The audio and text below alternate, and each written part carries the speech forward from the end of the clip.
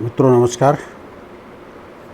काफ़ी दिनों से हम अपना कोई वीडियो अपलोड नहीं किए, जिसके कई कारण थे। कई अलग अलग तरह की व्यस्तताएं थीं।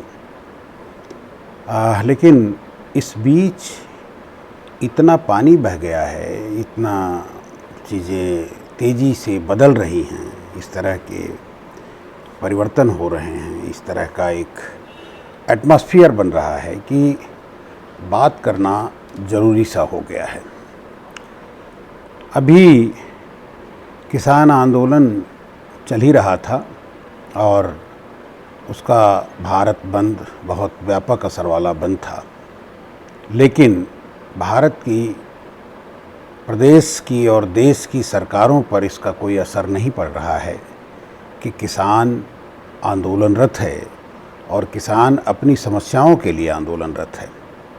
किसान की जो चिंता है उसके भविष्य की चिंता है, उसके साथ किए जा रहे अन्याय और अत्याचार के खिलाफ चिंता है। तो ऐसे हालात में जो कुछ हो रहा है वह निश्चित तौर पर बहुत ही भयावह है और ये समय इन सब चिंताओं के साथ साथ जो समाज में परिवर्तन हो रहे हैं, जो बदलाव हो रहे हैं, जो नाना प्रकार की दिक्कतें आ रही हैं, वह तो आ ही रही हैं, लेकिन इनको इनसे अलग करके, इन्हें भुला करके, नारे गढ़ करके प्रतीकों के तौर पर समाज में एक विचित्र किस्म की स्थिति उत्पन्न की जा रही है, जो न तो संविधान को सपोर्ट करती है और न ही सत्य और धर्म को सपोर्ट करती है। वो लोग धर्म की बात कर रहे हैं जो निरंतर अधर्म का काम कर रहे हैं। वो लोग संविधान की बात कर रहे हैं जो संविधान को मान ही नहीं रहे। आज मैं देख रहा था कि 2 अक्टूबर को लाल बहादुर शास्त्री और गांधी जी की जयंती पर जो उनको संदेश आने थे, उसमें किसी साथी ने लिखा कि लगभग 2 लाख लोगों ने ट्वीट किया नाथूराम गोडसे के बारे में, नाथूराम गोडसे के बारे में लिखा। यह कितना शर्मसार करता है जब गांधी जयंती पर ऐसे व्यक्ति को महिमा मंडित किया जाता है जो गांधी जी की हत्या करने में के लिए जिम्मेदार है। अब ये अलग बात है कि उसी जिम्मेदार व्यक्ति की जो मूल संस्था है, उसका देश और प्रदेश के विभिन्न राज्यों में सत्ता है, शासन है।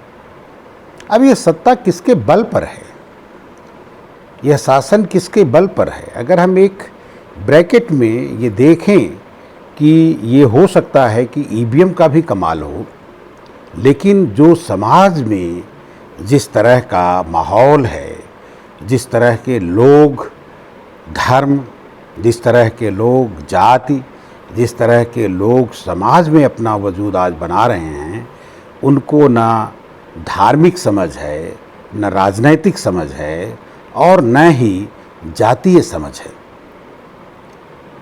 आप देखेंगे कि विभिन्न जातियों के लोग जो उस विचारधारा के बिल्कुल कहीं उनसे लेना देना नहीं है, कोई सामंजस्य नहीं है, कोई सरोकार नहीं है, लेकिन वो उसी अपनी खिलाफ विचारधारा के लिए काम कर रहे हैं।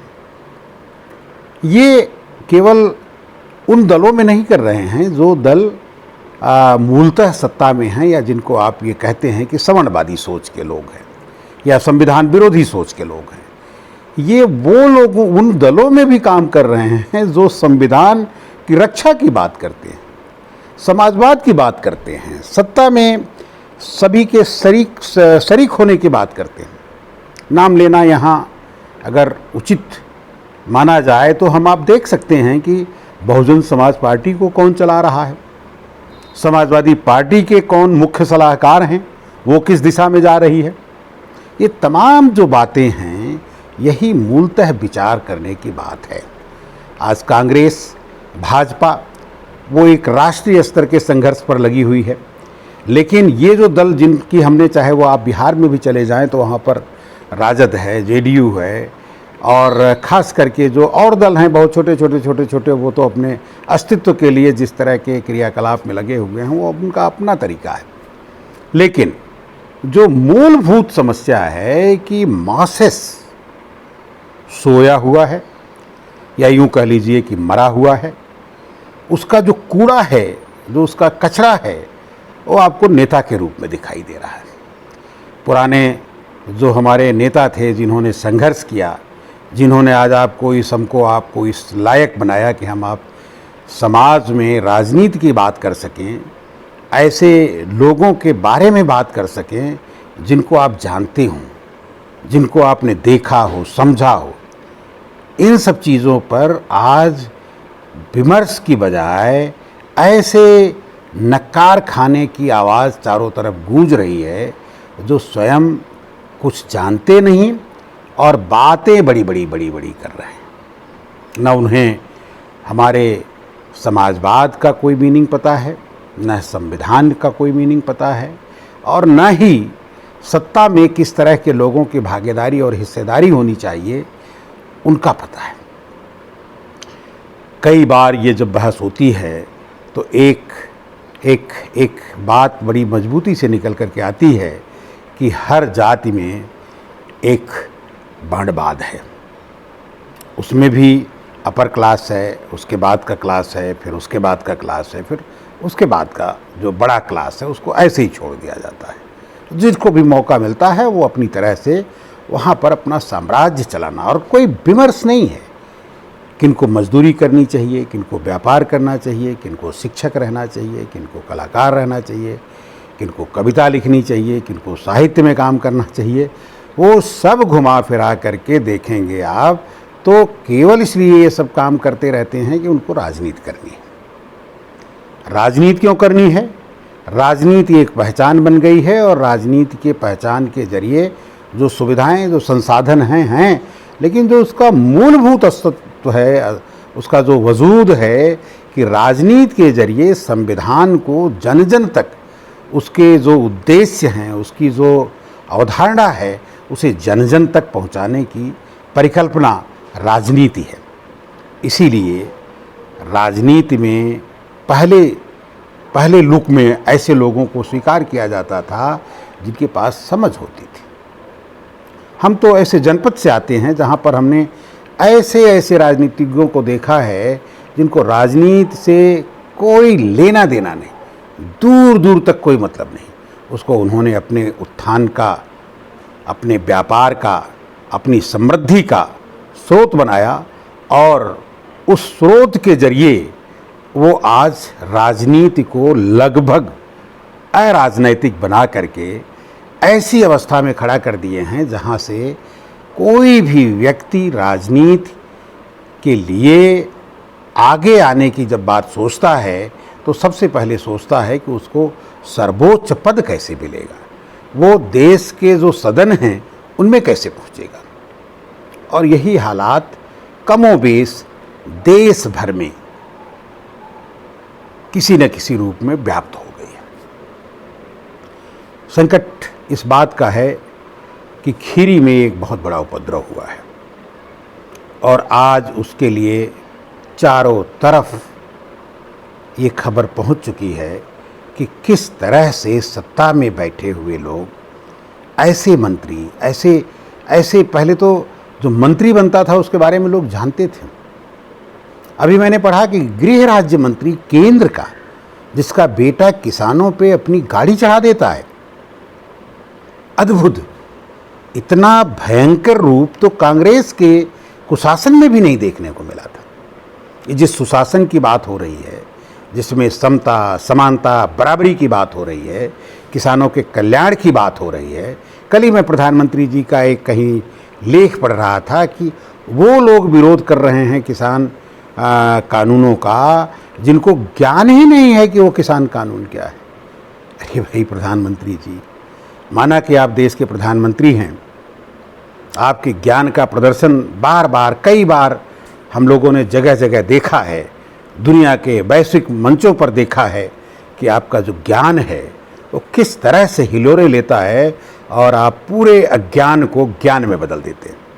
यह कला हो सकता है कि किसान को ना आती हो, लेकिन अभी जो नया समाज बन रहा है, जो नई फसल आ रही है, जो नए बच्चे आ रहे हैं, देखने में आ रहा है कि वो आपसे ज़्यादा भी तेज़ बड़े ज्ञानी हो गए हैं और वो अपने ज्ञान का ऐसा प्रचार करते रहते हैं कि जैसे सारा संविधान, जैसे सारा कानून, केवल वो जहाँ जहाँ उंगली रख देंगे वही कानून बन जाएगा।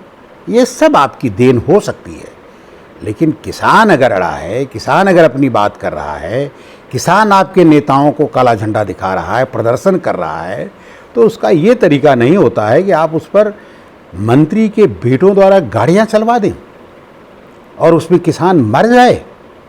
विरोध एक तरीका है। लोग आपको आप जिस तरह से इस देश के संविधान के साथ तमाशा हो रहा है, लोग आपको देख रहे हैं, लोग आपको समझ रहे हैं, आपको जानने की जो पूरी मीडिया को कंट्रोल करके जो तमाम गोदी मीडिया और जो इस तरह से आप एक तरह से लोगों में भ्रम उत्पन्न कर रहे हैं, वो धीरे धीरे पक गया है।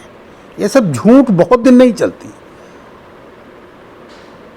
बड़ी लंबी कथाएं हैं, इस पर हम लोगों ने इतना देखा है। माननीय जो देश के शासक बंधु बांधव लोग आप लोग हैं, आपकी जो नियति है, आपकी जो सोच है, आपकी जो समझ है, दूसरे दलों का अपराधी आपके यहाँ पहुँच करके संत हो जाता है। ये संत बनाने की जो आपकी फैक्ट्री है, इसको हम फैक्ट्री ही कहेंगे, और इस फैक्ट्री का जो जगह जगह ब्रांचेज, जिला स्तर तक आपकी ब्रांचेज पहुंच गई, गांव-गांव में आपकी ब्रांचेज पहुंच गई हैं।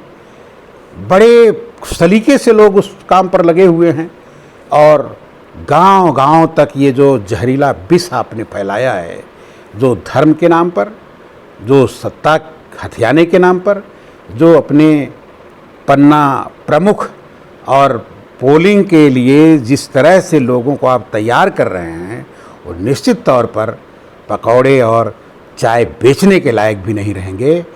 देश जिस रास्ते पर जा रहा है, जिन स्थितियों में पहुंच गया है, वह निश्चित तौर पर बहुत भयावह है। मैं आज इतनी ही बात करके फिर आगे और विस्तार से एक एक विषय को लेकर बात करूंगा। संयोग में मैं चाहता था कि गंभीरता से तमाम बातों पर विचार हो, उसमें लोग शरीक हों, लेकिन मैं देख रहा हूं कि लोग उलझे हुए हैं छोटे छोटे सवालों में, अपनी परेशानियों में, और जो मुख्य हमारा एरिया है वो काम नहीं कर पा रहा है और राजनीति उलझी हुई है। बहुत तरह से चीज़ों को फंसाया गया है। तो आज मैं यही बात यहीं पर अपनी समाप्त करता हूँ। नमस्कार, और जल्दी ही मैं फिर से आपसे बात करूँगा। धन्यवाद।